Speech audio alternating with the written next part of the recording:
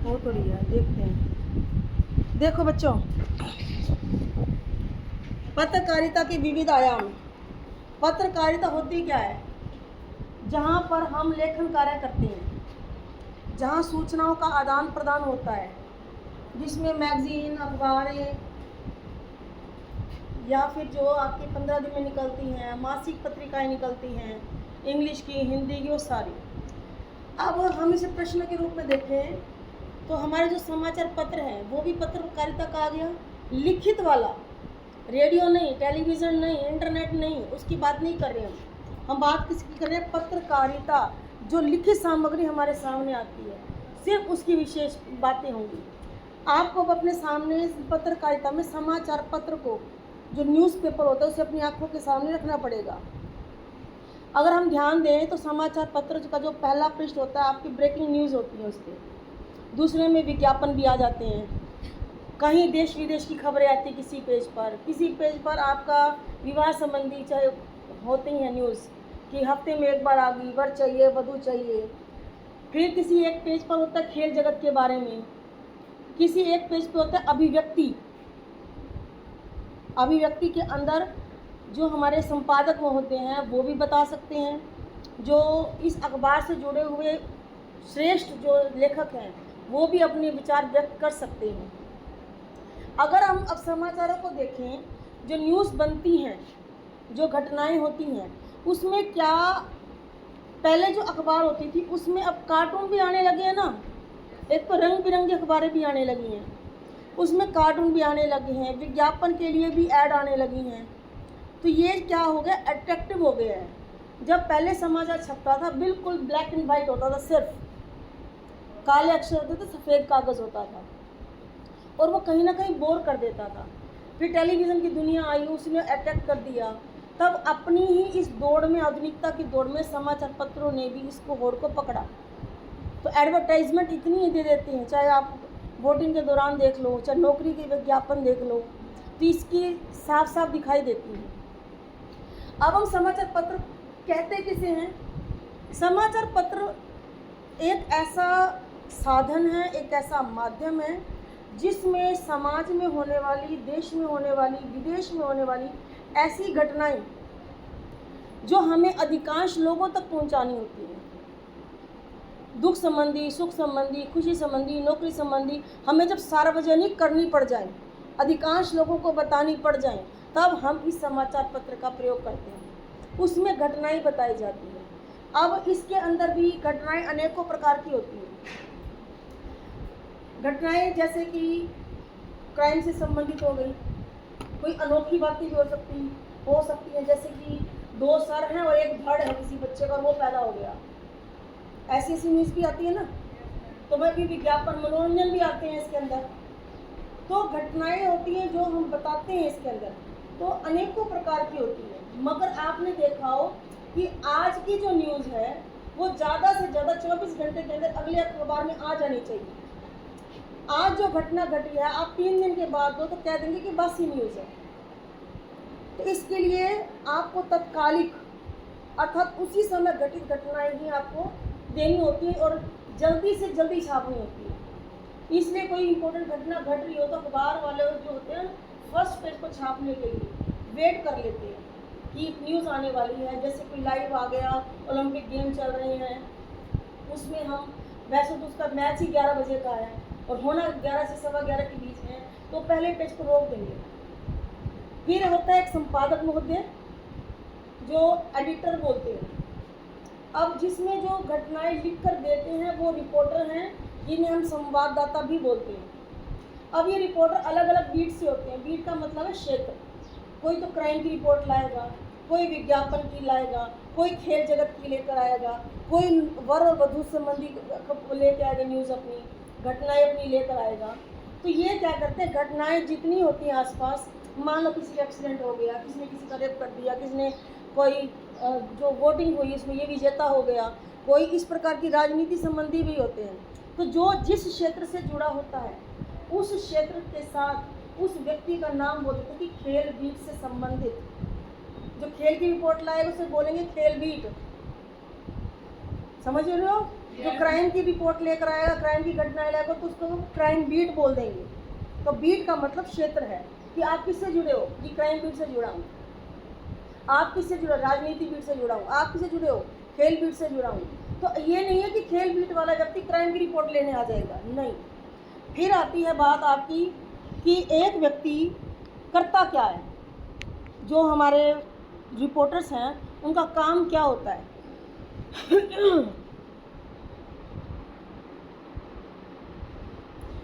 जो रिपोर्टर्स हमारे काम करते हैं वो कभी भी अपने विचार जोड़कर किसी भी घटना का वर्णन नहीं करते।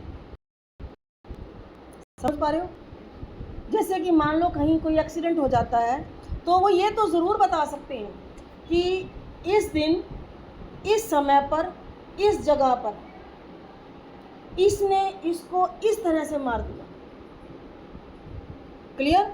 मगर ये नहीं कहेगा मेरे हिसाब से उसने गलत किया, मुझे लगता है कि ये तो गलत काम हो गया, मुझे लगता है सही मारा, वो था ही ऐसे गुंडा, उसको मार देना चाहिए। कभी भी अखबार को पढ़ लेना, अखबार में कभी भी रिपोर्टर ये लाइन कभी नहीं लिखेगा कि मेरे विचार से ऐसा हुआ। सिर्फ ये कहेगा सूत्रों से पता चला है कि इस दिन इस हाईवे पे गोहाना से दिल्ली जाते हुए एक ट्रक दुर्घटना में एक युवक की मृत्यु हो गई। ऐसे ही बोलते हैं ना। ये नहीं बोलेगा कि ट्रक वाले ने गलत कर दिया और बाइक वाले ने गलत कर दिया। उसकी ओपिनियन नहीं होती, उसके विचार नहीं होते। तो समाचार पत्रों का क्या काम होता है? प्रेरक और उत्तेजित कर देने वाली सूचनाएं समाचार में होती है, एकदम एक्साइटमेंट पैदा कर देती है। फिर किसी घटना की केवल रिपोर्ट देना काम होता है। ऐसा नहीं है कि फटाफट अपनी अपनी ओपिनियन दे दी। फिर एक लाइन देखो, जल्दी में लिखा गया इतिहास। इतिहास क्यों आया? क्योंकि किसी भी घटना की वर्णन किया जा रहा है कि ये व्यक्ति इतने वोटों से जीता। जल्दी जल्दी रिपोर्ट बनी, इंस्टेंट घटना घटी, आपने रिपोर्ट दे दी और ये क्या बन गया, आपकी हिस्ट्री में आ गया कि हाँ इतने वोटों से बना, इतने वोटों से जीता। तत्व, अब तत्व की बात आ जाती है। मैंने अभी भी वर्बली बता ही दिया है कि समाचार के लिए क्या चीज़ होनी ज़रूरी है। इन चीज़ों के बिना समाचार नहीं बन सकता। पहला पॉइंट तो आता है नवीनता। नवीनता का मतलब नई खबरें। अगर वो बासी खबरें हो जाएं तो क्या वो समाचार पत्र चलेगा? वो कहीं पुरानी खबरें भेज रही है, खबरें तो दूसरे अखबार में आई हैं। होड़ इतनी होती है कि जितनी तात्कालिक नई खबरें डलेंगी वही समाचार में शामिल होती है। फिर होता है निकटता। निकटता का अर्थ यहाँ पे आ जाता है कि लोगों से जुड़ा हुआ।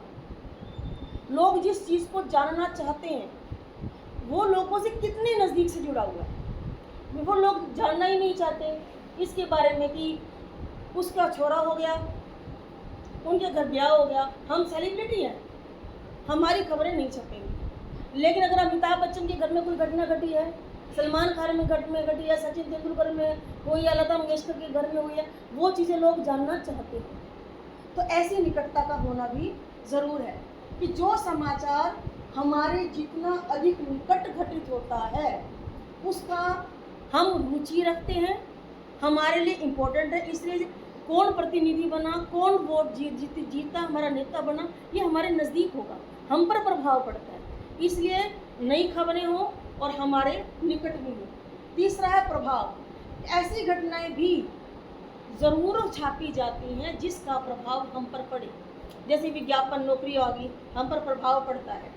कोई कानून पारित कर दिया गया कि यहाँ से टोल टैक्स टोल आने वाला है और वहाँ पे इतना बढ़ेगा, या फिर इनकम टैक्स की दर बढ़ा दी गई है, या फिर इलेक्ट्रिक सामान की रेट बढ़ा दिए गए हैं। इस पर हमारा प्रभाव पड़ेगा कि नहीं पड़ेगा? तो ऐसी सूचनाएं भी समाचार पत्रों में डाली जाती हैं। जैसे share market, Sensex, share market का रेट बढ़ गई, शेयर मार्केट डाउन हो गई, उसका प्रभाव किस पे पड़ना है? सोने का रेट कम हो गया, ज़्यादा हो गया, वो समाचार में ज़रूर पाएगा, क्योंकि उन चीज़ों का प्रभाव हम पर पड़ता है। जन रुचि, अगला पॉइंट क्या है? जन रुचि। जन माने लोग, रुचि माने उनकी रुचि, उनका इंटरेस्ट। ठीक है ना? कोई भी विचार हो, कोई भी घटना हो, कोई भी समस्या हो, उसके लिए क्या आवश्यक है कि लोग उसकी दिलचस्पी रखें, अखबार वाले ध्यान रखते हैं कि कितने लोग इस खबर से खुश होंगे, कितने लोग पढ़ेंगे। जितना ज़्यादा इम्पोर्टेंट होगा उतनी वो अखबार में छापेंगे। आप ही के विद्यालय में कोई वो जो है ना उत्सव, तो उत्सव ये हुआ, ये कंपटीशन हुआ, इसमें विजेता हुए, उसमें ज़्यादातर बच्चों के नाम डाल दिए जाते हैं, कौन कौन अधिकारी था, कौन निर्णायक मंडल था, डाले जाते, क्योंकि अपना नाम तक देखने के लिए लोग अखबार खरीद लेते हैं। तो जन रुचि, लोगों की कितनी रुचि है उस घटना को पढ़ने में, उसका विशेष ध्यान करके इस चीज़ को डाला जाता है। अगला पॉइंट आता है आपका टकराव या संघर्ष। हमें लड़ाइयाँ तो बहुत पसंद है, सीधी सीधी बात हो रही है ना, सारा मीठा मीठा चल रहा हो। बिग बॉस देखते हो, कभी सुना हो उसमें लड़ाई क्यों करते हैं? आप लाइव टेलीकास्ट देखते हो, जो लाइव आपने वो आते हैं कंपटीशन, सिंगिंग कंपटीशन हो गया, डांसिंग कंपटीशन हो गया, जजेस आपस में अचानक लड़ने लगते हैं, और लड़ाई को देखने के लिए समाधान कैसे होगा, एक एक्साइटमेंट होती है, हमारी मानवीय प्रवृत्ति है ये। तो ये टकराहट और संघर्ष हमारे समाचार पत्रों को पढ़ने के लिए मजबूर कर देते हैं। कोई ऐसी घटना जहाँ पर कोई बहसबाजी हुई, जैसे संसद में बहस हो गई, प्रधानमंत्री मोदी, बीजेपी सरकार और कांग्रेस वाले जो लोग हैं उनमें आपस में काफ़ी टकराहट हुई, ऐसे आपस में बहस हुई, चाहे वो ओल्ड पेंशन स्कीम के लिए संबंधित हो, चाहे वो जल के लिए हो, चाहे टोल के लिए हो, वो बहस संबंधी रिपोर्ट इसमें स्पष्ट डाली जाती है। क्योंकि जो सामाजिक लोग हैं उनका स्वभाव क्या है, उनकी दिलचस्पी टकराहट को देखने की होती है। आपको मैं पढ़ाई करवा रही हूँ, अभी बाहर लड़ाई हो जाएगी, आपका कोई सीन नहीं है, आपका मन क्या करेगा, एक बार जाकर देखो क्या हो गया, केवल शोर होते ही, टकराहट होते ही, इंटरेस्ट, यस, जो +2 का कहानी घटी, बच्चों को मारा गया, डांटा गया, प्रिंसिपल मैम ने किया, तो हमारा एक इंटरेस्ट ऐसा है, हमारी मनुष्य की प्रवृत्ति है, हम टकराहट की तरफ, गलत चीज़ों की तरफ जल्दी आकर्षित होते हैं। अगला पॉइंट, महत्वपूर्ण लोग, वही भी मैंने बताया, चाहे वो फिल्म इंडस्ट्री से संबंधित हो, चाहे खेल जगत से संबंधित हो, चाहे कोई आपके शिक्षा जगत से संबंधित हो, चाहे कोई नेता हो, उनकी खबरें इम्पोर्टेंट होती हैं, लोग उनको जानना चाहते हैं। हम आम जनता की बातों को कोई जानना नहीं चाहता। अगर ये टकराहट में, अगर किसान आंदोलन टकराहट थी, कितना लोग जानने को इच्छुक हो रहे थे कि क्या हुआ, क्या हुआ, क्या रिजल्ट निकला, आज रैली में क्या हुआ, टकराहट लोग जानना चाहते हैं। इसी प्रकार महत्वपूर्ण लोग हैं, मशहूर जितने लोग होंगे। फिर आती है उपयोगी जानकारी। अनेकों जानकारी, अनेकों सूचनाएं ऐसी होती हैं जो हमारे उपयोगी होती हैं। जैसे कि अभी शोक समाचार कर दिए, कोई किसी की डेथ हो जाए तो हम अखबार में तब भी निकाल देते हैं, वो कितने लोगों के लिए उपयोगी हो जाती हैं। नौकरियां हो गई, कितनी उपयोगी हो गई, कोई टैक्स बढ़ गया, इनकम टैक्स बढ़ गया या कम हो गया, सोने के रेट कम हो गए, दाल चीनी के रेट कम हो गई, ये उपयोगी जानकारी आप लोगों के लिए है। कोई रूल पास हो गया, 300 धारा, 370 धारा खत्म कर दी गई, ये लोगों को जाननी ज़रूरी है। तो ये ऐसी उपयोगी जानकारियाँ भी समाचार पत्रों में डाली जाती हैं। इसी प्रकार अनोखापन, जो मैंने अभी वर्बली बताया, अनोखी बातें। एक माता ने 6 बच्चों को पैदा किया, एक माता आता है ना, अनोखा है, बिल्कुल नया ही। एक बच्चा ऐसा पैदा हुआ जिसके फेस पर दाढ़ी थी, या फिर एक बच्चा संतान ऐसा पैदा हुई जो जिसके 2 सिर और 1 धड़ था। पूर्व जन्म की घटनाएं भी आती है कि एक बच्चा ऐसा था जिसको अपने पूर्व जन्म की सारी बातें याद है। तो अनोखी चीज़ें, अनोखी बातें हम इंटरेस्ट लेके पढ़ते हैं, हमारे से जुड़ी होती है, तो समाचार पत्र ये करता है। अब आ गया पाठक वर्ग। हमारे समाचार पत्र में पढ़ने वाले जो जनसंख्या है, जो लोग हैं, वो किस प्रकार के लोग हैं?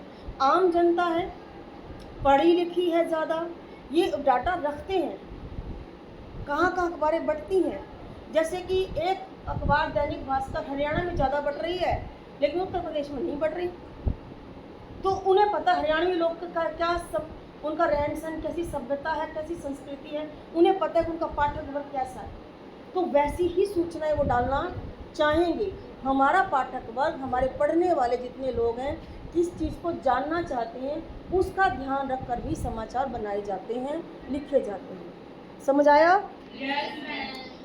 अगला आता है नीतिगत ढांचा। ये है आपका जो ये नहीं बनाते, नीति है नियम, जो संसद में बनाए जाते हैं नियम। जैसे विभिन्न समाचार क्या बोलते हैं, संगठनों की जो समाचार के चयन और प्रस्तुति को लेकर समाचार क्या चयन हुआ, चयन का मतलब जो एडिटर करता है, समाचार तो बहुत सारे आ गए, छापना कौन सा है। ऐसे तो रिपोर्ट तो दुनिया भर की खबरें लेके आएंगे, तो देखते हैं कि कौन सी इंपॉर्टेंट है कौन सी नहीं है, फिर कौन सा प्रस्तुत करना है और प्रस्तुति भी कैसे करनी है, इसने इसको मारा बोलना है या किसी का एक्सीडेंट होगा ये बोलना है। तो इस तरह से उसके चयन क्या होगा, उसकी प्रस्तुति क्या होगा, इसके लिए एक नीति निर्माण किया जाता है और इसको बोलते हैं संपादकीय नीति। अर्थात संपादक महोदय जिस नीति से कार्य करता है, जिस ढंग से समाचार को चुनता है, जिस ढंग से उसे प्रस्तुत करता है, उसे संपादकीय नीति कहते हैं। और संपादक के द्वारा जो नीति बनाई जाती है, चाहे वो प्रस्तुतिकरण की हो, चाहे वो चयन की हो, वो नीतिगत ढांचा ही कहलाता है। समझाया? अगला है संपादन किसे कहते हैं, ये भी मैं अभी वर्बली बता बैठी। संपादन, संपादक जो कार्य करता है, संपादक को इंग्लिश में एडिटर कहते हैं। एडिट, आपने कंप्यूटर वर्ड सुना होगा, कोई भी चीज़ लिखा उसमें एडिट करना हो, मोबाइल में भी एडिट करने का मतलब क्या, जो भी त्रुटियां हैं, जो भी कमियां हैं, उसे सुधारना, यही तो करता है। तो जो हमारा एडिट करने वाला एडिटर, एडिटर की हिंदी संपादक, संपादक महोदय किसी भी चीज़ को काट छाट करके ठीक करता है। हमारे जैसे आम रिपोर्टर्स क्या करते हैं, अपनी कम बुद्धि से कुछ रिपोर्ट लिखा है जिसमें कुछ मात्राओं की गलती थी, कहीं स्पेलिंग की गलती थी, कहीं लाइन ये आगे आनी थी और ये पीछे आनी थी, कुछ बेफालतू की बात लिखी, उसको काटो, छोटे बना दो, या तो ये लोग ज़्यादा जानते इसको लंबा बड़ा बनाओ।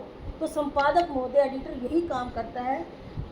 जितने भी रिपोर्टर्स रिपोर्ट लेकर आते हैं, उसके पास जो लेकर आएंगे, संगठन के पास लाते हैं, वो उस टीम का क्या काम होता है, उसकी भाषा को देखना, उसकी व्याकरण अर्थात उसकी मात्राएं, उनका शुद्धिकरण देखना, इस समय इस तरह वर्तनी संबंधी अशुद्धियों को दूर करना, दूर करने के बाद जब अखबार में वो छपती है, ये संपादन कार्य होता है। संपादक महोदय जो काम करता है, एडिटर जो काम करता है, वो संपादन क्रिया होती है। क्लियर, समझ में आ गया? अब है संपादन के सिद्धांत। सिद्धांत का वही नियम, वो क्या करेंगे, तथ्यों की शुद्धता। तथ्य क्या मतलब, घटनाएं, जो चीज़ लेकर आए हैं, सूचनाएं शुद्ध होनी चाहिए। तो संपादन क्या करता है, जो भी घटना लाएंगे वो भाई ठीक ठाक हो, गलत ना हो, झूठी ना हो। कहीं हम क्राइम लगा दें कि फलाने नेता ने कोई रिश्वत ली, अगर हम झूठी खबर छाप दें, वो मानहानि का दावा कर सकता है। तो चीज़ें शुद्ध होनी चाहिए, ठीक होनी चाहिए, उसकी मात्रा भी ठीक होनी चाहिए। तो जितने भी तथ्य अखबार में लिखे जाएं, उसकी सही और शुद्धता की कसौटी पर खरा उतरना चाहिए। फिर वस्तु परख, जब वो रिपोर्टर कोई रिपोर्ट लेकर आएगा, वस्तु मैंने घटना, एक तरह से वो घटना से संबंधित हो, ये नहीं कि वो अपने ओपिनियन डाल दे, तटस्थ होकर भाई ऐसा ऐसा ऐसा हुआ, बस मुझे मतलब नहीं है कि ये बंदा ठीक था या वो व्यक्ति ठीक था। लिखने वाले को उससे अपने इमोशंस नहीं जोड़ने, उसे सिर्फ घटना बतानी है। ऐसी जगह पर ऐसी घटना हुई, आंकड़ों के हिसाब से ऐसा देखा गया कि इस खेल प्रतियोगिता में ये व्यक्ति विजेता रहा, इतने रनों से जीता रहा, इतने मिनट का कंपटीशन था, बस सिर्फ ये बताएगा। वो क्या अपनी ओपिनियन डाले वो गलत होगा, इसलिए वो वस्तु परख होना चाहिए। तथ्यों का संकलन प्रस्तुत करते हुए अपने आंकलन को, अपनी सोच, अपनी धारणा या अपना विचारों से प्रभावित ना होने दे। ये लाइन यहाँ इंपॉर्टेंट आ गई है कि अपने आंकलन, अपने विचार, अपने सोच उसमें नहीं डालनी है, सिर्फ घटना को वस्तु परक रखना है। सिर्फ घटना से जुड़े अपने साथ में इमोशन ऐड करने की आवश्यकता नहीं है। अगला है निष्पक्ष। जो रिपोर्टर होगा, संवाददाता जो भी होगा, वो किसी भी घटना को, रिपोर्टर या संपादक जब भी किसी अखबार में घटना को छापेगा या चुनाव करेगा तो निष्पक्ष होकर चुने। ये नहीं कि ये मेरा सगा और मैंने इसे नौकरी पर लगवाया इस रिपोर्टर को तो इसकी खबर तो छाप दूँ और उसकी ना छापूँ, ऐसा भी नहीं। जनता जिसको पढ़ना चाहे, जिसकी जन रुचि हो, जो उपयोगी खबरें हों, उसी का ही चुनाव करे रिपोर्टर।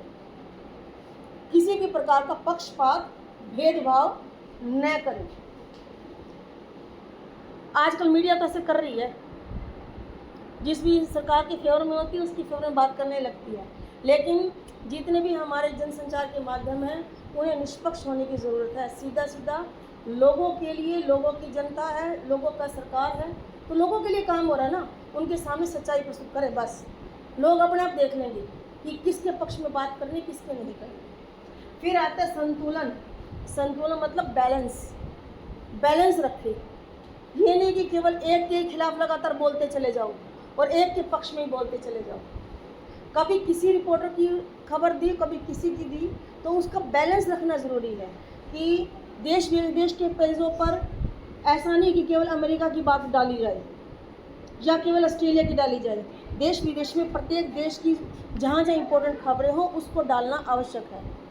ऐसे ही खेल जगत में ये नहीं केवल इंडिया की सारी न्यूज़ हो, सारे देशों में जो बायस हो। ये नहीं कि खेल तो हुआ क्रिकेट मैच का और जीती चाहे पाकिस्तान हो, लेकिन वो पाकिस्तान जीती उसको खबर डाले ही नहीं। अखबार ऐसा नहीं कर सकता, संपादन महोदय ऐसा नहीं कर सकता।